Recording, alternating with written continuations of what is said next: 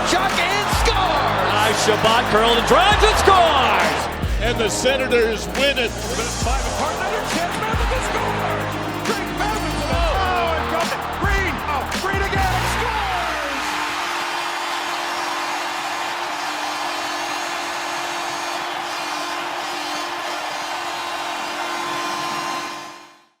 Welcome to SENS TALK. My name is Brandon, and I'm your host. Now, before we get started, please follow us on Twitter at @SensTalk_ and on Instagram at SENS TALK. Now, last night, the Ottawa Senators took on the Edmonton Oilers, but before that, a couple of things. Firstly, in the link in the description below, you can order your SENS TALK shotgun tool today. We've sold out 3 times, so we had a 4th bunch for you guys. So if you want to buy a cool piece of SENS TALK merchandise, you can do so now by clicking the link in the description below and ordering yours today.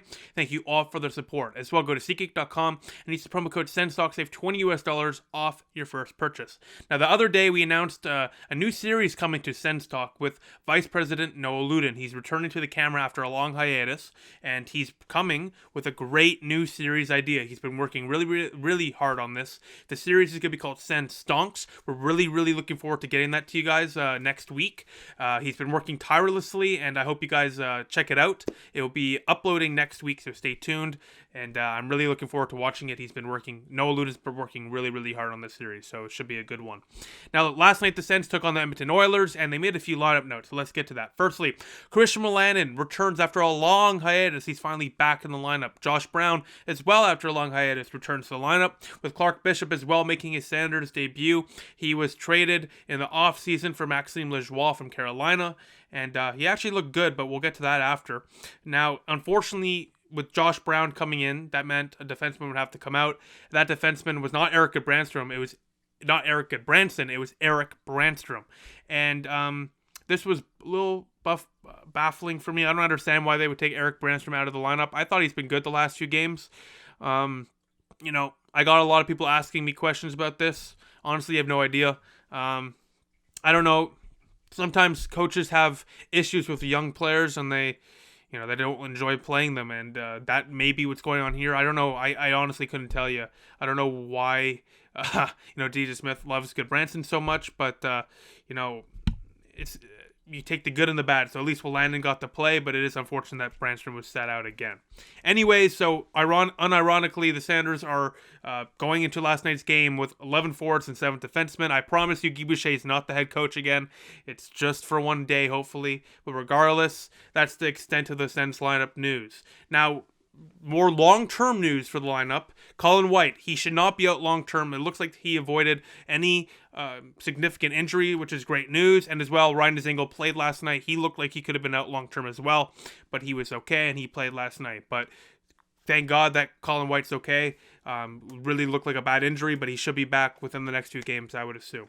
Now, last night, the Sens lost 6-2 to the Edmonton Oilers.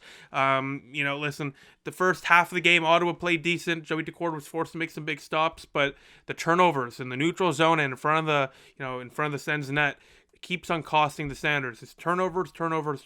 So if you want to win games, stop turning over the puck, which seems obvious, but when you're playing a team like Edmonton, you got to stop turning over the puck. Now, the Senators, while they lost 6-2, there was a couple positive things. Firstly, Chabot and Brady Tkachuk both got on the board, scoring for the Ottawa Senators.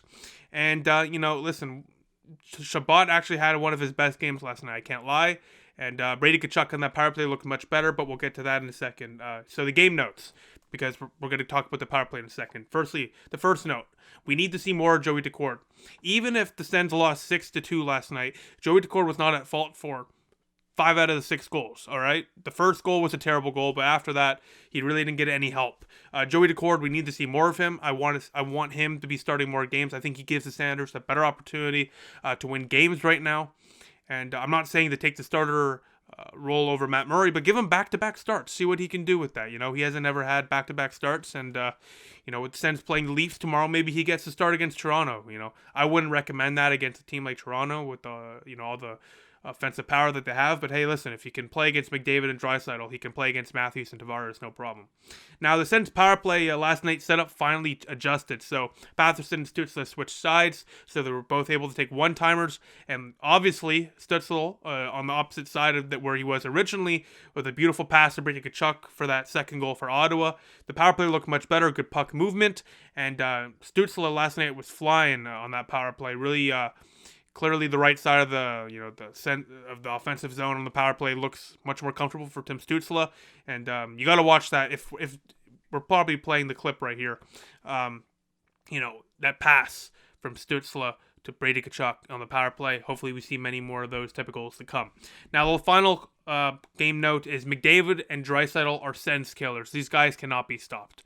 No matter what this team tries to do, these guys score, and they score at no cost. They're just going to score until the game is over, essentially. They're going to fill the puck with nets. These are two incredible talents. The Sanders just cannot match up with them in any capacity, and Shabbat was decent against McDavid last night, same with Zub, but really the forwards are, they're chasing them out there, which makes sense. So it's growing pains out there, so don't be too worried. It's McDavid, it's Draisaitl, and it's expected when you have a young forward core for the most part, to be honest. They're going to dominate, and that's how you grow as a young prospect. Now the questions are, I got a couple here I'm going to get to. So the first question comes in from Sens Updates. They ask thoughts on Clark Bishop. I thought he looked great last night. He's nothing more than a depth forward for the Sanders, a depth NHL forward. But hey, in that role, he's excellent. He brought energy, brought some shots, brought some scoring chances. Could have scored a goal last night. Puck bounced over his stick.